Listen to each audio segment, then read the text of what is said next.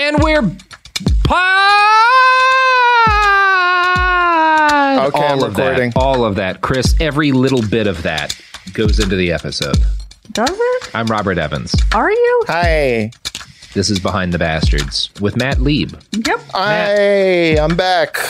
How are you feeling learning all this fun stuff about the Boy Scouts of America? Oh, remember earlier when I was saying I always felt like I missed out and not being a Boy Scout? Yeah. I have a feeling that was God just looking out for me because this is going to get dark. It is. It's so fucked up. Like, again, not to like center my own experience like in this, but it is weird to me that like, again, I know I've spent all of this time writing 20 pages on how fucked up the Boy Scouts are. I personally have like nothing but positive memories of my time in the Scouts. And it was weird. Like I didn't start to recognize, because we're not talking about a lot of the other stuff that's fucked up about the Boy Scouts. Like everyone knows, like they for decades would not let you be gay or trans or whatnot in the Boy Scouts. You'd be kicked out if you came out. You couldn't be an atheist. You didn't have to be a specific religion, but you had to acknowledge the existence of a higher power. There's like other stuff that they've been attacked for, and I get part of the reason why I'm not really focusing on that is that like that's bad. That is not something that would render an organization founded in 1910 fundamentally unsalvageable, right? A lot of organizations that old had weird attitudes, bad attitudes towards gay people, even racist attitudes, and can change over time. Be like, well, yeah, the people who founded us believe these things. The fundamentals of our organization are good, teaching people how to camp. We've grown. Right. That all, I think that the Boy Scouts could have grown past, the anti-LGBT thing, and they have started accepting kids who are gay and trans. I think they could have grown past the restriction to just boys, because now they do accept girls. They could have grown past a number of the problematic things. What you cannot grow past is enabling the rape of tens of thousands of boys. That cannot be redeemed. That's the thing. That seems systemic. It's one of those things like, an organization founded in 1910, people who made it probably had some weird beliefs on race and gender. And like, the organization, I think, can move past that as long as it acknowledges the flaws of its past and it confronts them head on, which I'm not saying the Boy Scouts did. Like they delayed way too long reforming on that stuff. But I think that the thing that makes them unsalvageable, the reason I think the Boy Scouts just needs to be destroyed as an organization is the mass rape of children. Like that's, you can't, there's no getting past that. No, that's, there's no moving on. Fair. That's a fair. That's a fair problem. That's a fair reason. Yeah. It's if not for the mass rape of children, I feel like it would be, an organization that could do some reforms. Move past its past. Yeah. Sure. But is that little thing where it was a mass rape of children? The tens of thousands, potentially hundreds of thousands of boys raped. Yeah. And thus also creating a cycle of abuse and predation due to the nature of, early childhood sexual violence. Like that alone probably grounds that they should destroy the organization. I don't feel differently about the Catholic Church, in fairness. It is weird. Like I can say, because again, I grew up very conservative. As I said a number of times, if I had been like 16 in 2014, I might have wound up like alt-right for a while. Like I was really right-wing. Right.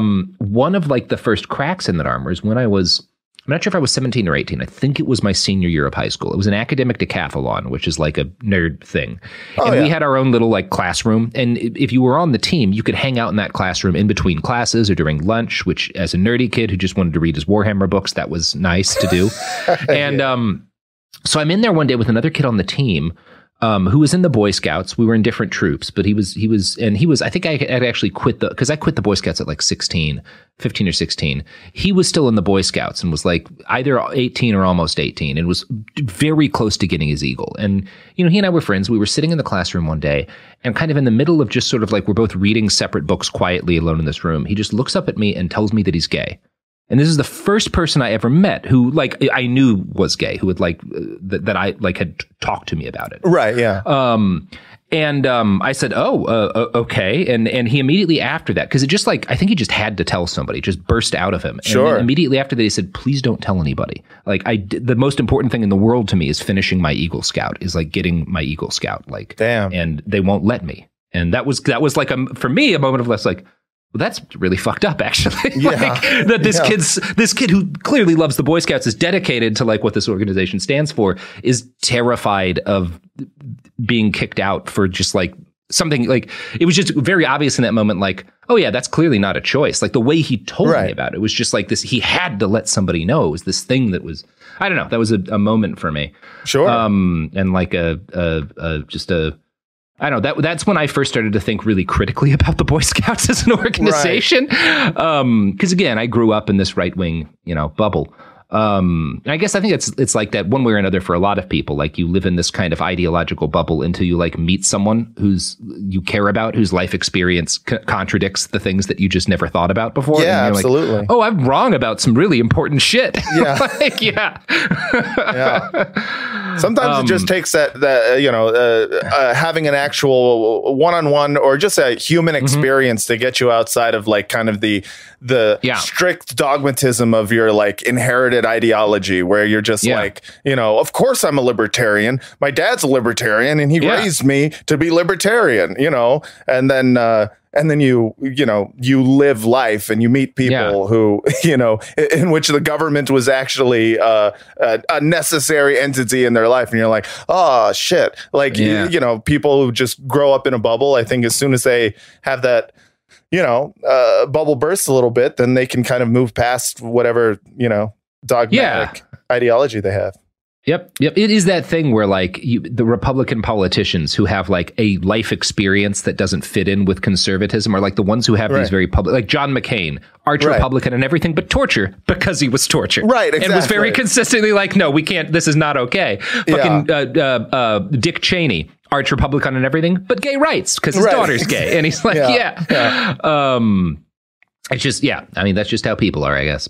So the Boy Scouts of America began operating what they called an ineligible volunteer file system in 1919. So Baden-Powell's still alive when this is like, and this is not just this is not primarily about sexual assault. This is obviously you've got this growing organization. A bunch of men join it, and for one reason or another, they do not meet the standards that the BSA does have for adult volunteers. So they're not screening people, but people who do the job and are bad at it. And I think most of these people, again, are not molesting kids. They're like, they get some kid killed on a hike or some shit, right? Like they're irresponsible, like there's a lot of ways to be bad at being a scoutmaster, You're taking kids into the woods. A number of things can go awry. Usually pedophilia isn't the first problem when you're stranded alone in the woods with an adult that you would think of. Yeah, and I think most of the men in the ineligible volunteer files had not purposefully harmed a child. They had just like fucked up in some way, probably some way that's like still deplorable, but like they're not trying to harm anybody. Right. A subset, though, of the ineligible volunteer list are men who had been caught or at least accused of molesting the children in their care. This subset of the ineligible volunteer system were dubbed the P files or perversion files. Yeah, that's the P word. Yeah, I thought they would go with. Not pedophile, pederast. I mean, it's a lot of not P's. Rape. Yeah. Right. Yeah. So this starts in like the 20s. The problematic files. I'm sorry. Yeah, the problematic. So when Baden-Powell's alive, they do like attempt to, and again, they don't attempt to by screening people beforehand, but they do attempt to be like, oh, we should, if a guy gets kicked out for raping a kid, we should probably put his name in a file somewhere, right? Like we should probably write this down, huh? Which is the minimum, bare minimum, like the barest minimum. I just want to remember his name. That's it. We should have a list of the guys who fucked the kids in our care. Yeah. If I could also get their phone numbers just so we could talk and just strategize. See if they have photos. Yeah, exactly. Yeah. Do you want to go to the lake? Oh, Baden-Powell. So in 1975, the list was computerized, but there still existed a hard copy, and there is still one today, which reportedly fills 15 file cabinets at the BSA headquarters in Irving, Texas.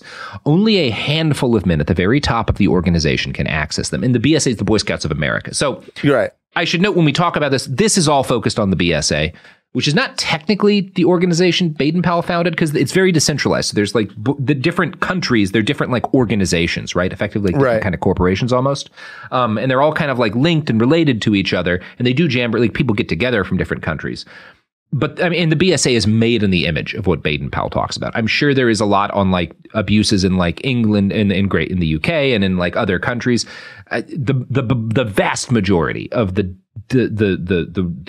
documentation on abuse within the Boy Scouts is within the BSA. So that's what we're focusing on here today. So for decades, the files were either entirely unknown or at most a rumor to those outside the organization. They would occasionally make appearances, though. By the time Lord Baden-Powell died in 1941, there had already been multiple cases of child molesters who had been caught and convicted for what they'd done as Boy Scout leaders. This pattern continued up to the present day, and when those cases would end in criminal charges and trials, files on the perpetrator would often be admitted into evidence, usually under seal. This most frequently happened in the latter half of the 20th and early 21st century, when boys and groups of boys began to allege that what had happened to them, the abuse they had suffered, was not an isolated incident, but was instead the result of a pattern of abuse within the organization. The files contain often harrowing first-hand accounts from victims, like this interview with a 10-year-old scout in 1972, the victim of a sexual assault by Georgia troop leader Samuel Max Dubois, Jr. Quote, "I was crying, and I reached around and hit Max in the face and said I was going to quit the troop and tell my daddy. Then we heard the others coming back, and Max said, 'Put your pants back on.'" Oh, my God. That's like one of the less harrowing ones. I'm not gonna read in detail, but we will discuss what happened. Like, I'm not gonna read detailed accounts of kids getting molested here. Thank you. But you do need to know like what broadly occurred, in these cases. That is important. The P files at least were something. So it's better than certainly doing nothing at all. But as a barrier to the assault of boys in care of the Boy Scouts of America, they were incredibly porous.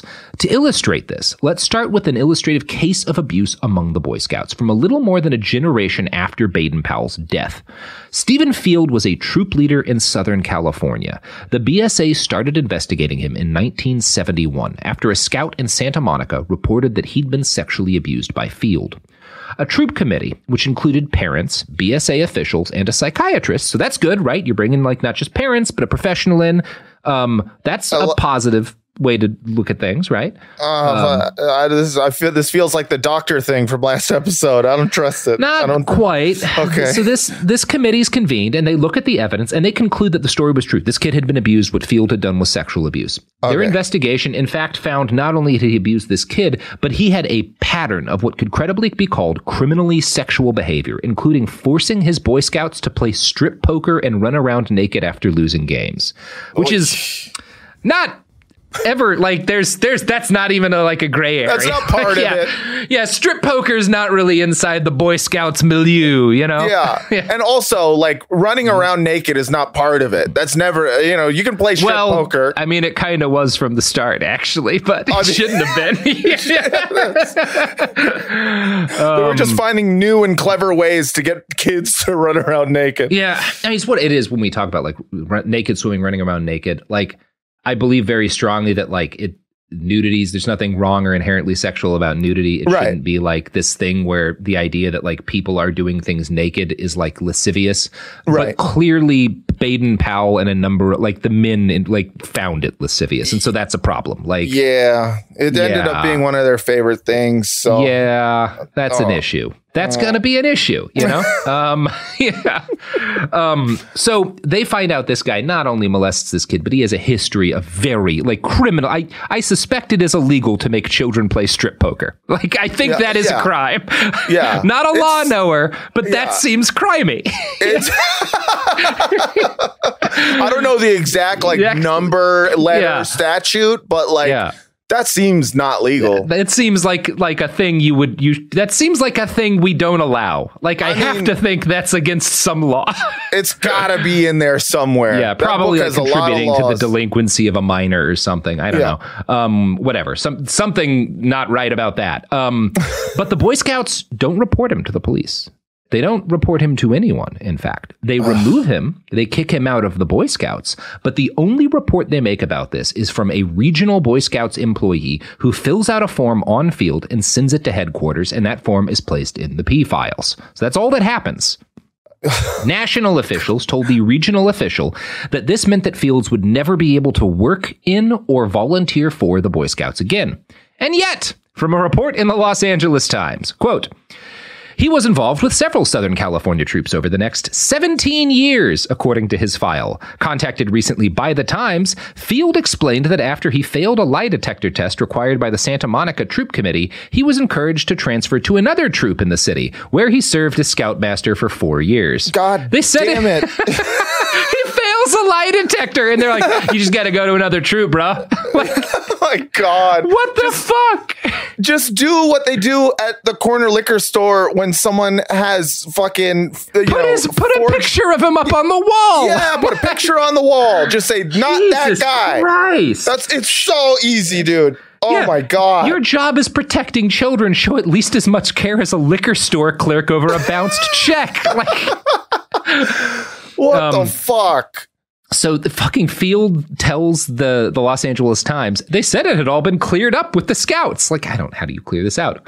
In Valencia, he joined his brother-in-law's troop, but left after a parent intercepted a love letter he had written to a scout, the file shows. At one point, the file says, Field was caught watching pornography with naked scouts in his jacuzzi. Jesus fuck. I know.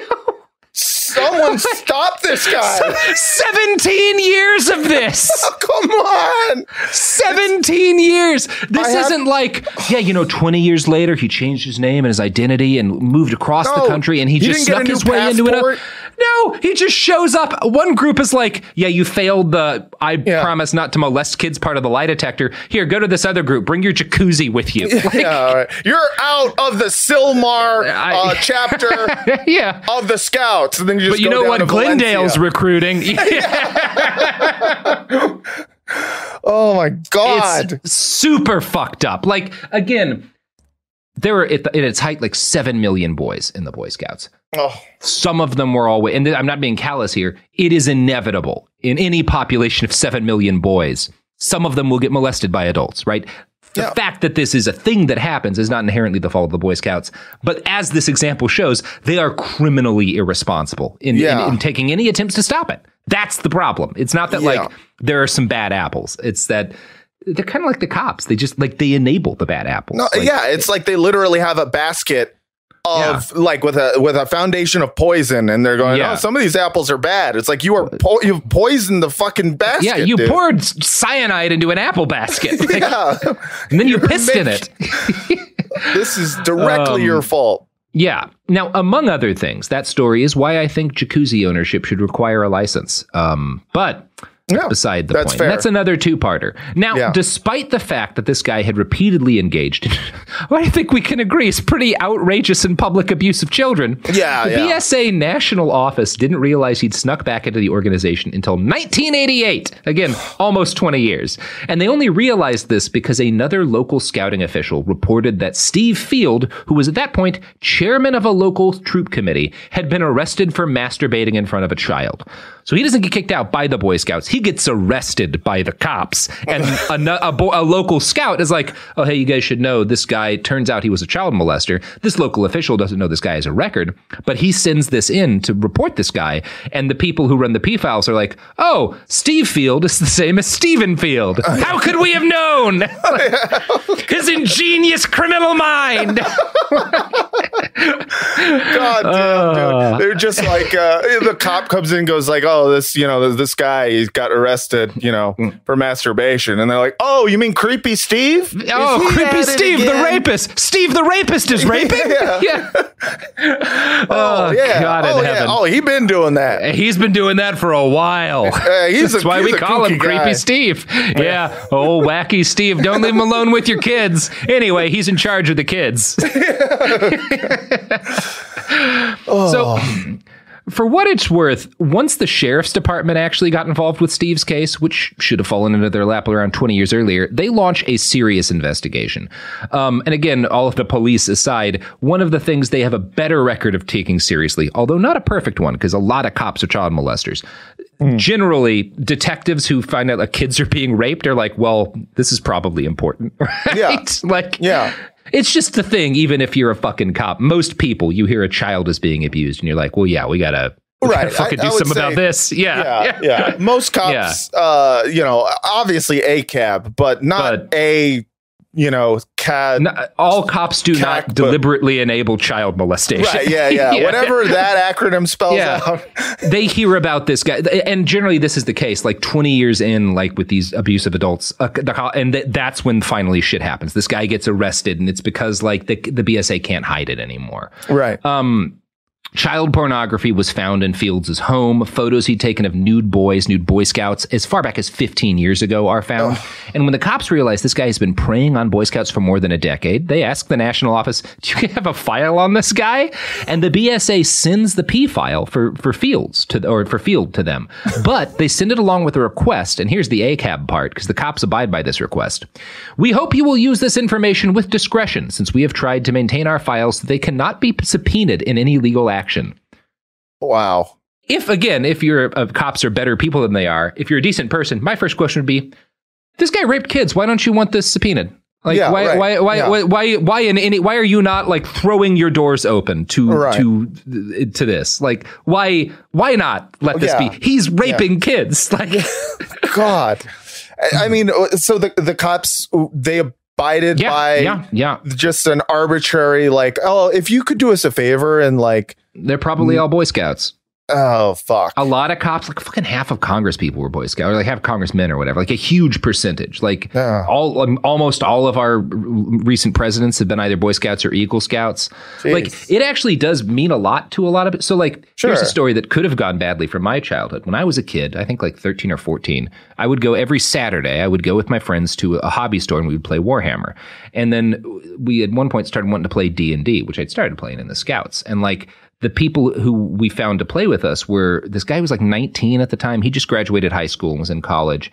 And a dude who was almost 30, who's like an engineer. And that dude invites us all like, well, on Saturday night, since the hobby shop closes like 5, just come over to my house and we'll all play D&D until like midnight. And like my parents hear this and they're like, okay, well, that's a little quite, he's like almost 30. Like this concerns us. And this other guy's an adult too. But both of them were Eagle Scouts. So my parents were like, okay. Yeah. And it was like, they was fine. Like nothing, like those people were huge positive influences on me. Like, I don't want to, like, I'm trying, they were both very positive parts of my youth, but like, that's why my parents trusted them, as they were Eagle There's Scouts. An intrinsic trust in like, oh, these people are part of this organization that I have nothing but. Yeah. And my dad was an Eagle Scout, you know? Right. Yeah. So anyway, just culturally, I think this is part of why the cops play ball with the BSA for so long and don't make more of an issue about this, is that like a lot of them were probably Boy Scouts. Some of them were probably fucking troop leaders, you know? Yeah. You know, there were a bunch of like cop kids and stuff in Boy Scouts when I was in the Scouts. Obviously. But I mean, it's kids getting fucked. It's like, that's why.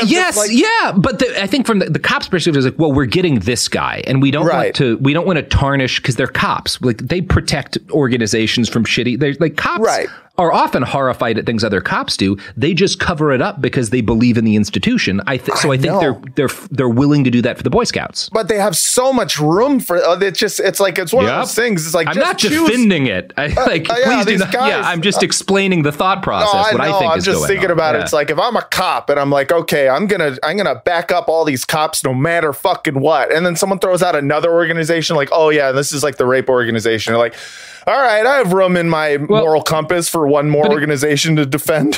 It is worth noting that at this point, they're not thinking about this as the rape organization. This is the 70s. This is the Boy Scouts. We don't want to let another, this is already terrible. We don't want to also defame this beautiful organization that does a lot of good at the same time. Yeah. It is not until, I think, the first really big academic quality work on sexual abuse within the Boy Scouts is that book we've been quoting from, Scouts Honor, which we'll have linked in. The whole book is available online right now. It was published in 1994 by a guy named Patrick Boyle. And it was, it was, I don't think it did super well at the time, obviously. I think he got a lot of shit for publishing it, but it is not a fun read. Of the heroes in the story, one of them has to be Patrick Boyle for being in 1994, like, people need to know that this is a systemic problem. And totally. It was not until 3 or 4 years ago that it became mainstream knowledge how systemic the problem was. He's well ahead of the curve. Yeah, because I started hearing about this stuff with the 2017, 18. Right, and the fact that this book came out in 93 is crazy to me. Yeah. And you know what else is ahead of the curve? the products and services that support this podcast. Way ahead of the curve. The Patrick Boyles of their day. Good. I would say. Okay.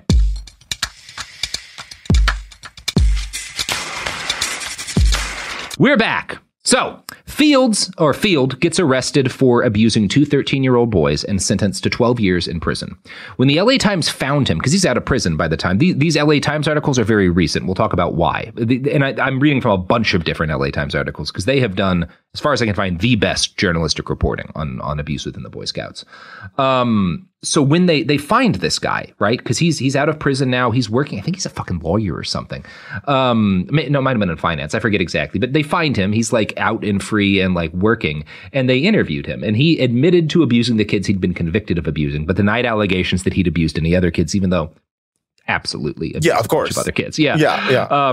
The Times informed him that he'd been on a blacklist since 1971 in the Boy Scouts. And when they said, like, did you know the Boy Scouts had a file blacklisting you? He told them, like, no, I had no idea. That's surprising because I was able to stay in the Boy Scouts for like 20 additional years. Yeah. I was in the Boy Scouts. Yeah. The child molester told them, it's like a no-fly list. If your name is on the no-fly list, you shouldn't be able to get on a plane. Like, the pedophile is baffled by how easy it was for him to get back into the Boy Scouts. Like, yeah, they really shouldn't have allowed this.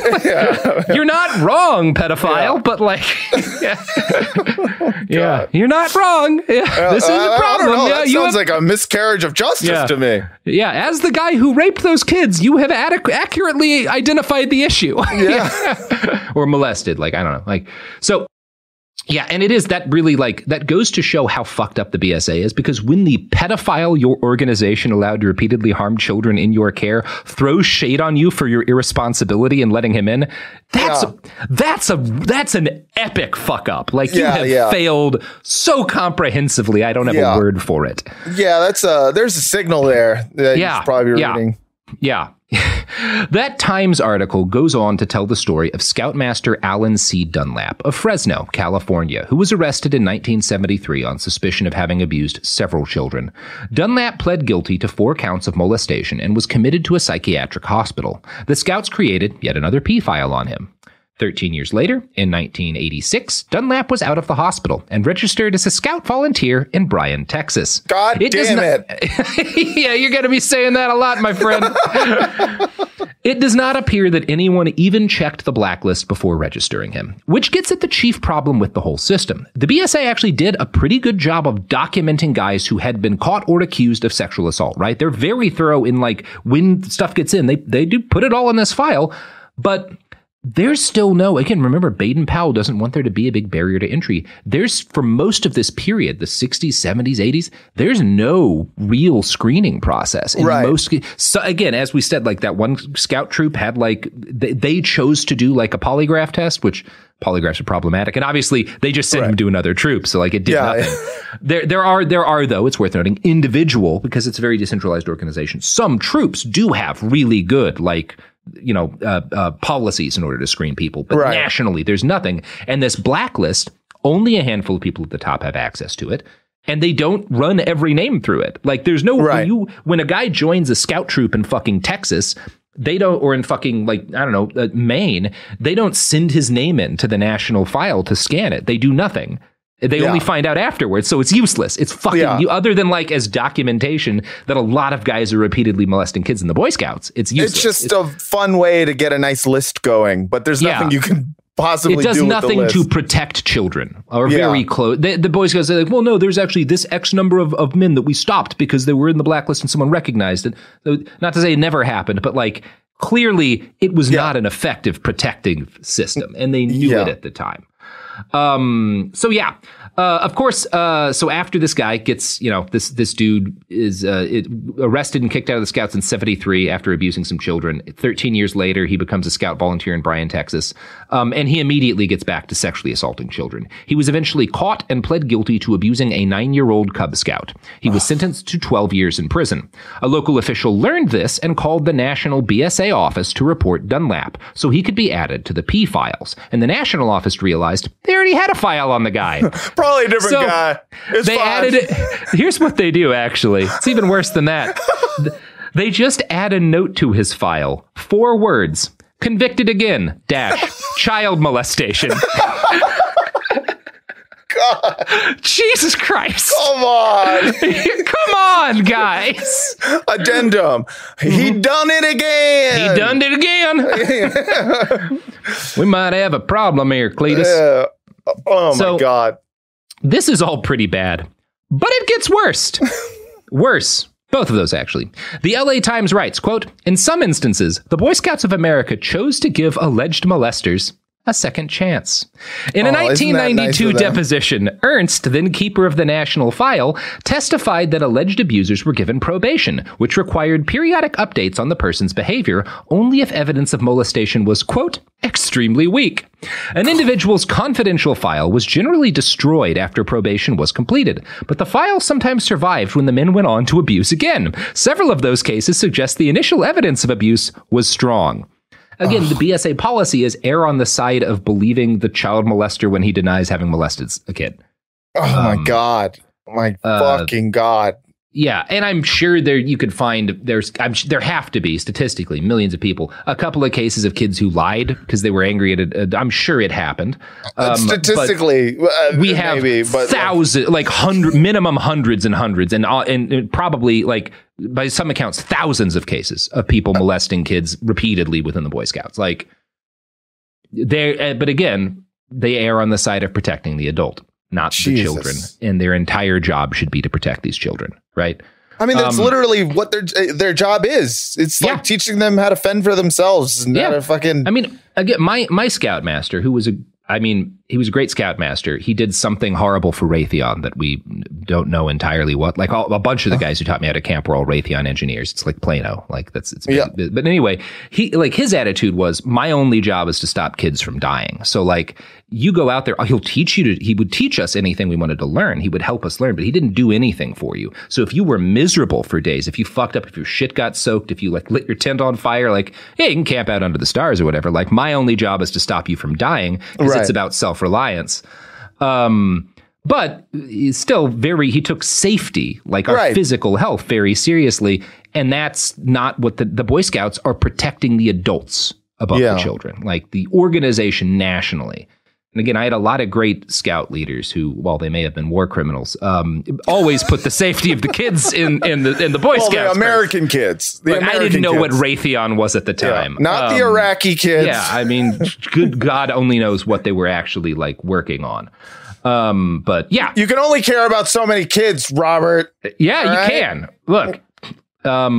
So, for an example of how the Boy Scouts would protect and give second chances to child molesters, let's talk about Mark F. Bumgarner. He was a 21-year-old assistant scoutmaster in North Carolina. In September 1978, he was at Camp Shield, helping to manage a camp with several other adult leaders. Late one night, after most scouts and adults had went to bed, he struck up a conversation with another boy. I think they're just like sitting around a campfire, and they talk for a while. Everybody else goes to sleep, and quite suddenly, when they're alone, Bumgarner sticks his hand into the boy's pants and fondles his genitals. The boy tells him to stop, so Bumgarner says, "The cartilage in your penis is similar to your nose, and I can break it." Jesus fucking Christ. Yeah. So, I mean, like, I try not to get on the whole, like, vengeance side of things, but just shoot that guy. Yeah, just shoot that guy. Dude. Just shoot that guy. We don't need that guy. Kill that dude. Like, just kill that guy.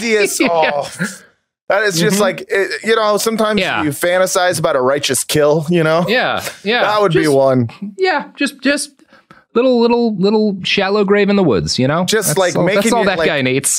The planet just benefits a little bit from this one murder. I think when you threaten to break a child's penis when your hand, if he tells about you molesting him, you don't deserve to live anymore. You don't deserve. That's the end of your right to exist. I argue. Is my opinion. It's funny because like before this podcast, I never thought there were levels of pedophilia in which I would. That's a high one, right? Yeah, that's one. Is like, he's like, I mean, pedophilia is evil, but he's like evil and evil. Yeah, I think pedophiles are disgusted by that. Like, I mean, because anyway, like that. That's like the worst level probably of pedophilia that I can imagine is that kind of thing. Yeah, that's the top of the pedophile pyramid. Yeah. So after this horrifying experience, the kid went to his father, who reported this to the Boy Scouts rather than to the police. The BSA investigated the matter, and after what the National Office described as considerable discussion, decided that Bumgarner deserved a second chance. Of all! Because again...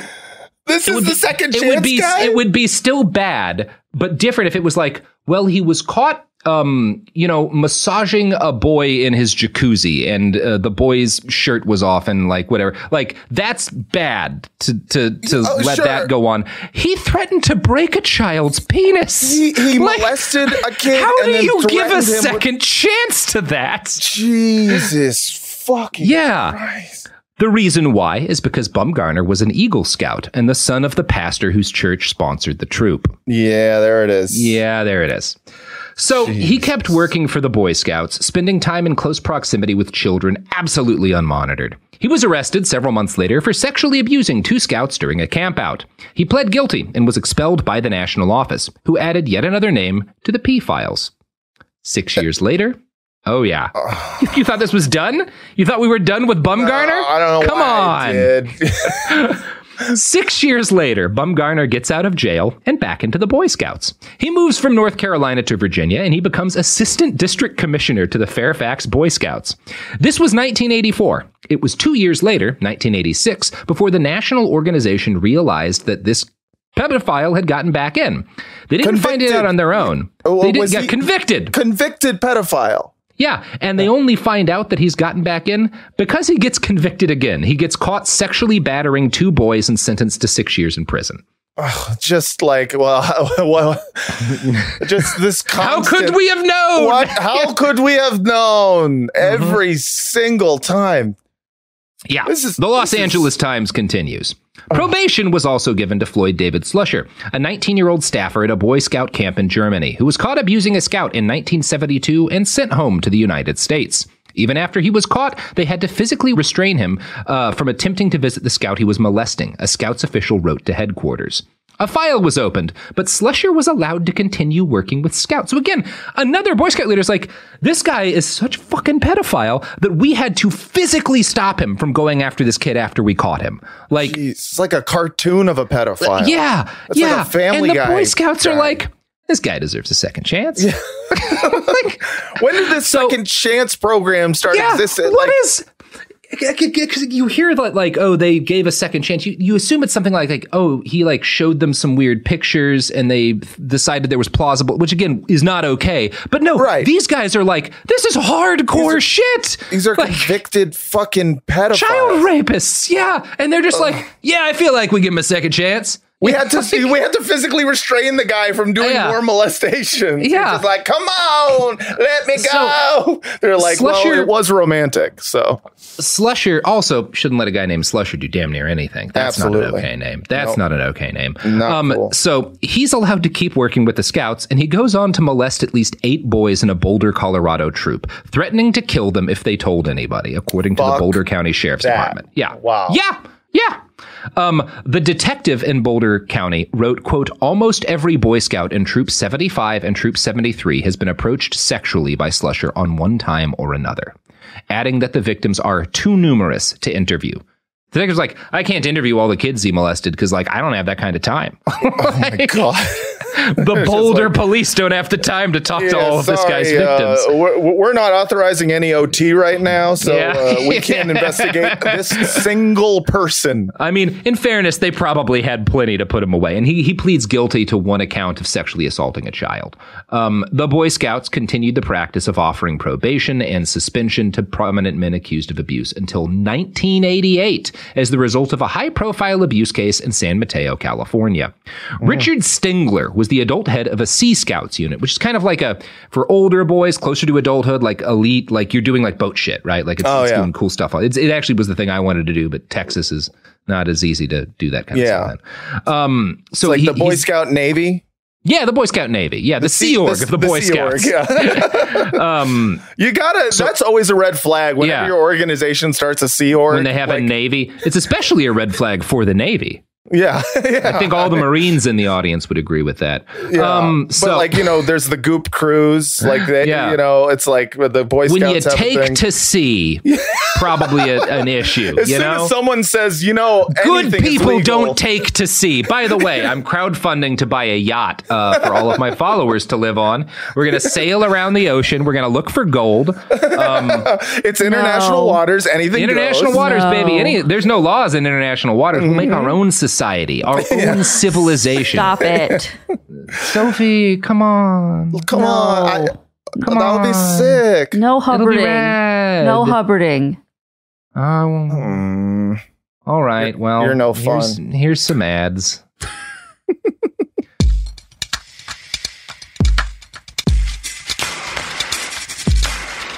We're back. I'm just sad. Sophie won't let me hubbard. Nope.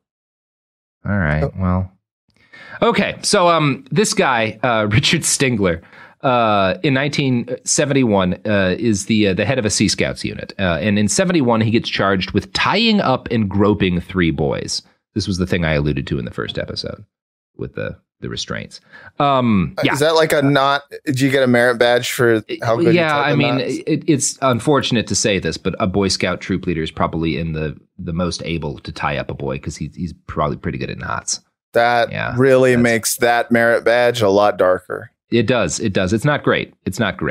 So he gets convicted in 71 and sentenced to 3 years of probation, which I might argue the court system failed there too, because I think tying up and groping boys probably more than 3 years probation. People I might argue longer for like smoking weed. For like pot. Yeah. Anyway, the Scouts suspended him during this period, but they didn't kick him out. When his probation ended, a local Scout executive and a number of parents lobbied for his suspension to be lifted. So clearly this guy had some sort of charisma, was good at like convincing parents. I don't know what he fucking told them. Maybe like it was a merit badge thing gone wrong. But parents lobby for this guy, which is unsettling. I mean, this is not an unheard of kind of situation. Like this occurs in other organizations and whatnot. Sure, it's just like, I mean, to me, the Catholic Church, I'm not Catholic excusing Church it. Would be one of them, yeah. But I understand a little bit more having like basically the guy who talks to God being an important figure in your life, and like standing up for the organization and the church, and maybe even a specific priest in the church who's been accused of something, because you're like, that dude talks to God. Who am I to question that guy? These are fucking volunteer scout masters. These are doing like cosplay and teaching you how to whittle, and they're just like, no, but he's a good dude. Yeah, he's a fucking good dude. Like it. I mean, there's actually just a tremendous amount in common with like the Boy Scouts and how this works, and like and the Catholic Church. Yeah. Okay. All right. Jesus Christ. Let's get back into this. So this guy, after tying up and molesting several boys, does 3 years probation, and when it ends, he gets successfully reinstituted to the Boy Scouts. The local scout officer who lobbied for him being brought back in wrote, quote, "I feel quite confident that no further problems will arise." Just an organization of marks. Everyone is a fucking mark. Yeah. 14 years later, in 1989, a parent reported that Stinger had padlocked her 11-year-old boy in a harness and watched as he hung in the air during a boat trip. So that's good. That's fine. The BSA called the police, and the police go to Stinger's home, and they search it, and they find dozens of restraints and an enormous cache of child pornography, naked photos that he took of boys that he had blindfolded and like tied to things. At least one is a picture of a naked 6-year-old boy that he blindfolded and tied to a bed. Profound child abuse on and again, they catch him 14 years later. He's doing this the whole time. That's what the photos show, that he'd been the whole time he gets back in. He's just tying up and molesting kids. So wait, did they called the cops when what did he do to the kid? He like tied him up? I don't even know if this was sexual or if he was just like being a dick, probably both, but he'd like padlocked an 11-year-old boy in a harness and hung him in the air during a boat trip. So his mom's just like, that's physical abuse. I don't think she called it a sexual abuse. She was just like, that's assault. That's when they called the cops. They were just his mom calls the cops. Like, to her credit, this is probably the first she's aware anything's wrong. And she immediately is like, yeah, we need to deal with this shit. And the cops search his house and find out that he has been tying up and restraining and molesting kids for 14 years and has tons of pictures of it. Jesus. So this guy's like both like a sexual abuser and just a literal fucking psychopath. Yeah. This guy's not that there's not bits of both, but dangerous person. Yeah. Fucking shit. So when all this dropped, more than 24 former and current scouts came forward to report that they'd been abused by Stinger. Some had been victimized as early as 1958. Up until 2015, the chief scout executive, effectively the head of Boy Scouts, was a guy named Wayne Brock. Wayne got that August position in 2012 after a 4-year stint as the deputy chief scout executive. Before he held this national position, in 1987, Wayne was the local Boy Scouts executive for the state of Georgia. That year, a scoutmaster at a camp in his domain was accused of molesting a boy in a sleeping bag. Wayne followed procedure, which at the time meant documenting the allegation and sending that documentation on to Texas.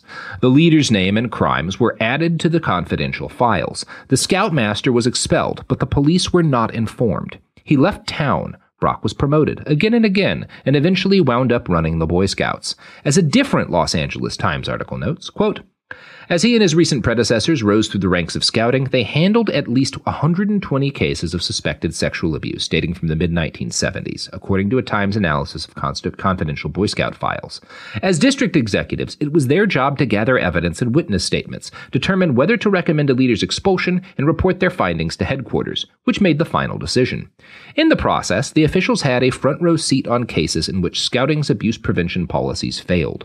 Although the officials may have followed scout policy and violated no laws, the files in several cases indicate that they did not inform authorities or their communities of suspected child molesters who were expelled from the organization. Ugh. So this is the guy who runs the Boy Scouts, right? This is his history, which isn't, he's not a molester himself, but he has a, shall we say, imperfect history of dealing with cases where kids are molested. And they all of their last names are just red. We got Stinger, we got Brock, we got Slusher. Yep. Like problems. I mean, just like they sound like a really scary A-team. Yeah. So this is the guy who runs the Boy Scouts. And his predecessor, the guy who had headed the BSA before him, was a guy named Robert Mazuka. And before Robert Another scary name. I know. And before he ran the Boy Scouts, Mazuka spent 20 years as a regional scout executive in California and Pennsylvania. He dealt with numerous cases of child sexual abuse by adults in scouting. One of these was the case of David Cooley, an assistant scoutmaster in Pittsburgh who was expelled in 1997 after police found videos that he'd made of himself having sex with children. Cooley was eventually sentenced to 54 years in prison. When the case broke, it came out that Mazuka had earlier been arrested and convicted in 1987 for molesting a boy in South Carolina. He'd been allowed to volunteer in scouting and molest kids after that because the Boy Scouts did not require background checks at that point. And this brings us to a particularly dark part of the story. Oh, are we going to get dark now, Robert? Yeah, we're finally going to get dark, my man. Good. Yeah. So, if you'll remember, back at the very start of this story, back at the very start of scouting, Robert Baden-Powell had rejected the idea that scouting volunteers should be filtered under the justification that this would reduce the number of adults who volunteered and slow expansion. Now, at that time, even though kids were being molested, child sexual abuse was not a widely understood phenomenon. By the 1980s, this had changed. A number of high-profile cases of abuse of children had led several other leading youth groups to institute criminal background checks for their adult volunteers. Criminal background checks first became widely possible in 1985. And in 1986, the Big Brothers Big Sisters organization made this a requirement for volunteers. And the Boys and Girls Club did the same thing in the same year, 1986. So as soon as this becomes possible, responsible organizations who take care of kids are like, well, of course we should do criminal background checks on our adult volunteers, obviously. That just makes sense. The Boy Scouts don't do this. Scouting officials claimed that background checks would be too expensive and would scare away volunteers. Too expensive. Again, it would have cost tens of millions. They made hundreds of millions. Yeah, I was going to say the fucking Boy Scouts. They don't have the money cash during this period. God. Yeah. Everyone's a volunteer or pays. So they said that, and they also argued that doing so would at best provide a false sense of security. I've just read how many stories of guys with criminal records getting back in the Boy Scouts. They're like, listen, it's going to happen one way or another. Let me promise you. Even with criminal background checks, we're not going to stop adults from molesting kids. That's just going to do it. It's still going to happen. Look, all right, but we're the Boy Scouts. Our job is to help pedophiles scout for boys. Yeah, that's the name of the organization. Oh, man. Oh, God. Be prepared is a motto that means be prepared to get molested. Yeah, you be prepared for what the adults in this organization are going to do to you. Jesus. Oh. So the Boy Scouts didn't just refuse to require criminal background checks for their volunteers. They poured huge amounts of money into lobbying local governments, because states start to be like, well, we as a state want to require FBI background checks for youth volunteers for organizations anywhere in the state. And the BSA lobbies local elected leaders to stop these laws. It's I don't understand. Like at that point, you're directly enabling it. This isn't passive at all. I'm like, is this like an Epstein thing? Like, is this like the fuck is going on with you people? Purpose? At this point, it sounds on purpose. I can't even. Yeah, I don't know. Is there an ideological reason? Yeah, I think some of it just because like this is the way it's always been. I think some of it is probably that there are pedophiles in the organization who are want this, and some of it might be, well, shit, if we do this, people will find out how many adults have been molesting kids in the Boy Scouts. Yeah. And that's not going to be good for us. Just burn the P file or whatever. Yeah. Like, what the fuck? I mean, God damn. So the BSA did not ultimately start requiring criminal background checks for volunteers until, you want to guess what year? Oh, 2003? 2008. Get the fuck out of here. Get the fuck. We have the internet. Yeah. By this point, hundreds and possibly thousands of men with criminal histories of child molestation were allowed into the Boy Scouts. Most of these men went on to abuse more children. From the very earliest days after the decision not to require background checks, this was recognized as a problem from yet another Los Angeles Times article.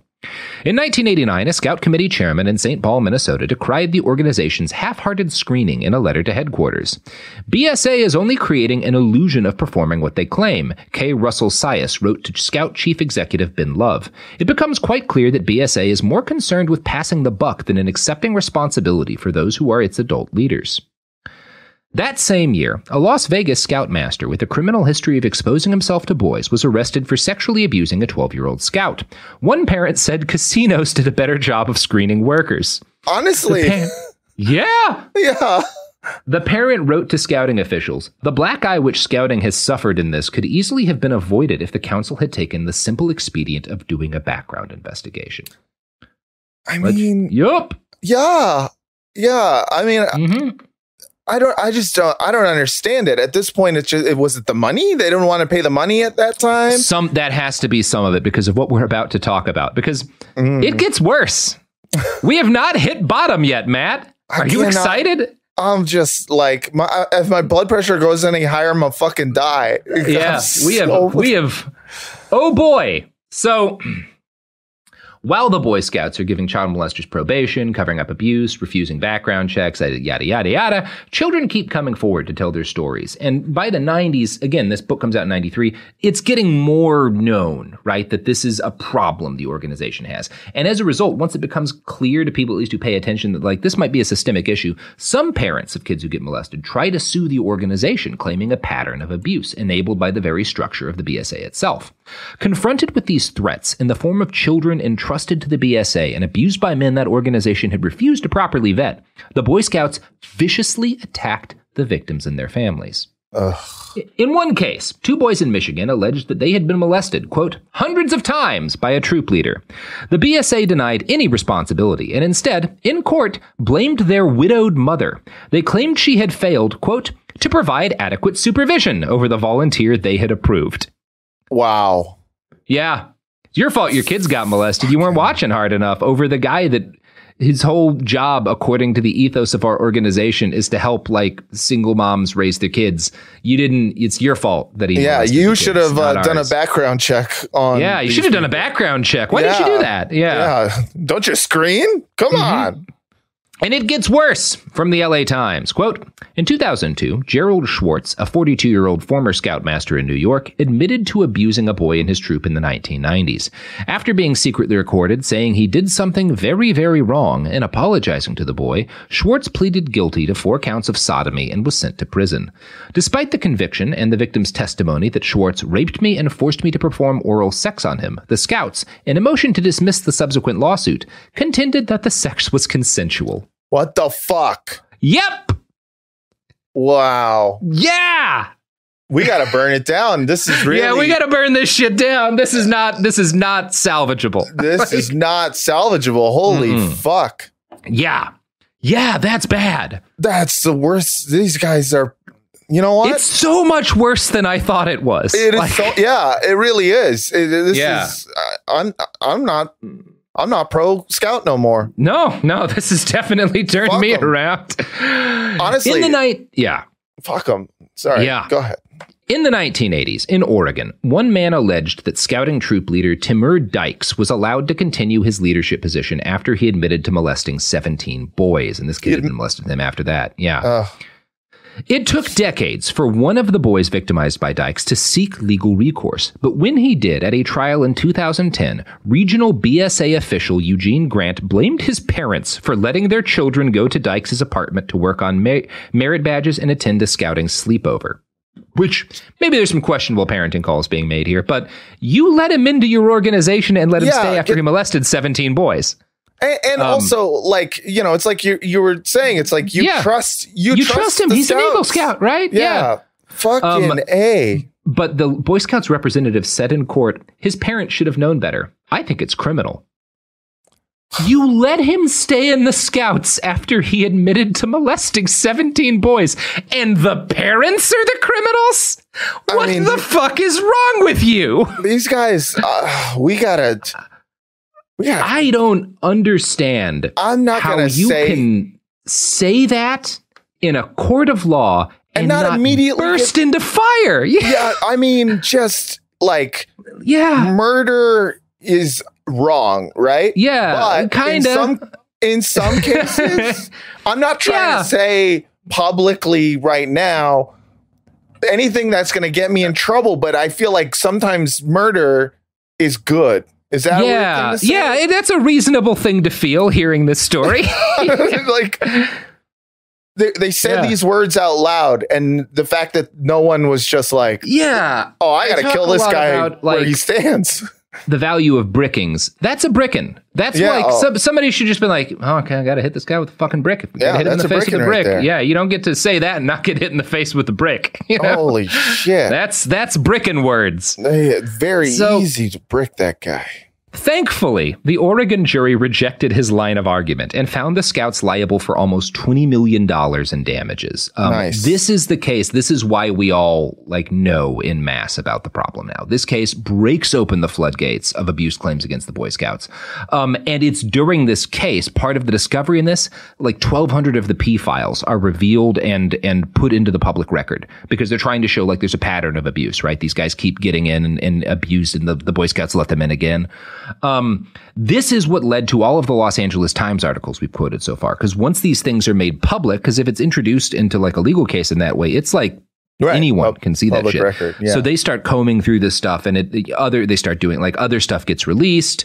This is the blood in the water, you know? Yeah. Journalists start finding out other details of sordid Boy Scout sexual abuse history, and more victims start coming forward.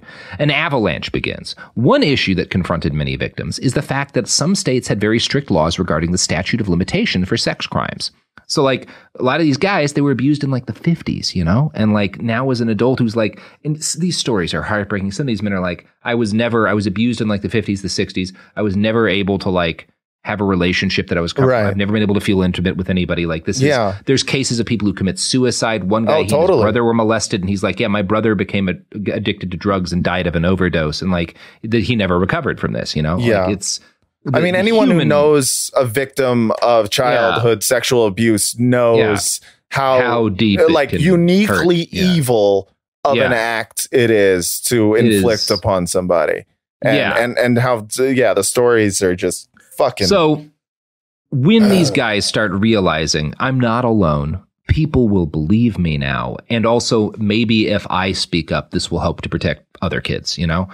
So they start to come forward, but in a lot of states, they can't bring charges against the people who victimized them or the Boy Scouts because of the statute of limitations.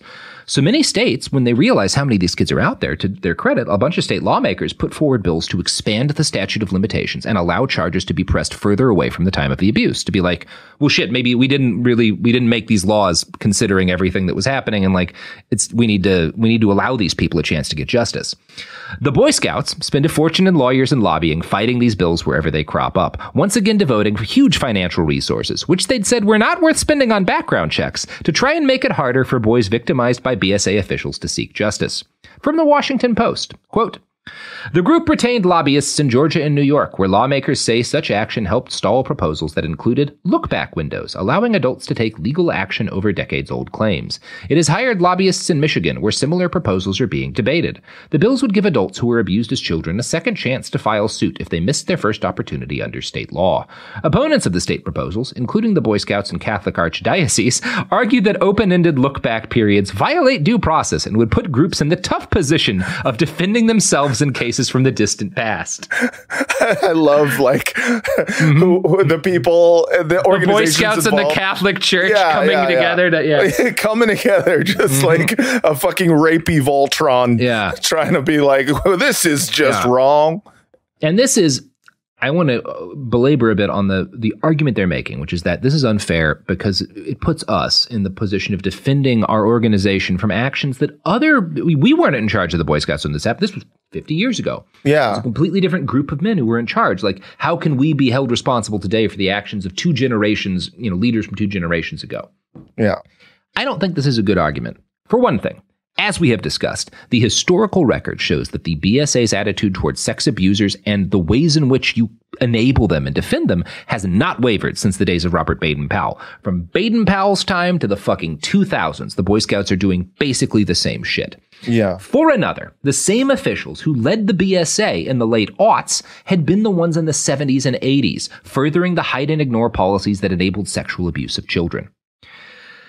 In April of 2019, an expert who had been working with the BSA estimated that as many as 7,819 adult volunteers and staff members had sexually abused boys over the course of the BSA's history.